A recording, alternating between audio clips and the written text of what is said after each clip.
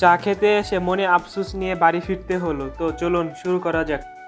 Hello viewers, আসসালামু আলাইকুম। আমি Siddique Islam, welcome to my another blog video. Viewers, আজকে আমি চলে আসলাম ব্রাউনবাড়িয়া পশ্চিম মেড্ডা ওয়াফেল চা টেস্ট করার জন্য জানিয়াস ক্যাফেতে, এবং এখানে এসে হতাশ হয়ে বাড়ি ফিরতে হলো। আমি ব্রাউনবাড়িয়া বাই ফুড ব্লগারের ভিডিও দেখে চলে গিয়েছিলাম ব্রাউনবাড়িয়া জানিয়াস ক্যাফেতে ওয়াফেল চা খাওয়ার জন্য। আর জানিয়াস ক্যাফেটা মূলত অনেক সুন্দর করে সাজানো হয়েছে, একটি রেস্টুরেন্টের মতো করে। চারদিকে দেয়ালে দেয়াল চিত্র লাগানো হয়েছে অনেক অনেক সুন্দর করে। আর আমি আজকে চলে আসছি ওয়াফেল চা খাওয়ার জন্য, কিন্তু এখানে এসে ওয়াফেল চা পেলাম না, যার কারণে আমি অনেক হতাশ হলাম। এখানে আসছি মূলত আজকে ওয়াফেল চাটা খাওয়ার জন্য, অনেকদিন ধরে আসবো আসবো বলতেছি কিন্তু আসা হচ্ছিল না। তাই ওয়াফেল চা না পেয়ে ফুচকা অর্ডার দিলাম, এক প্লেট ফুচকা, এবং ফুচকাটা মোটামুটি ভালোই ছিল খেতে। আপনারা এসে অবশ্যই টেস্ট করতে পারবেন, আশা করি আপনাদের কাছেও ভালো লাগবে। কিন্তু আমি ওয়াফেল চাটা পেলে আরো বেশি খুশি হতাম, কিন্তু আজকে আমার রিজিকে নেই ওয়াফেল চা, তাই আমি আজকে খেতে পারলাম না। অবশ্যই অন্যদিন আসবো এবং ওয়াফেল চাটা খেবো এবং আপনাদেরকে টেস্ট করে সেটা রিভিউ দেবো। সো গাইস, দেখতে দেখতে আমার খাওয়া শেষ হয়ে গেল এবং বাইরে বেরিয়ে দেখি সন্ধ্যা হয়ে গেছে এবং তারা লাইটগুলো জ্বালিয়েছিল, অনেক অনেক সুন্দর লাগতেছিল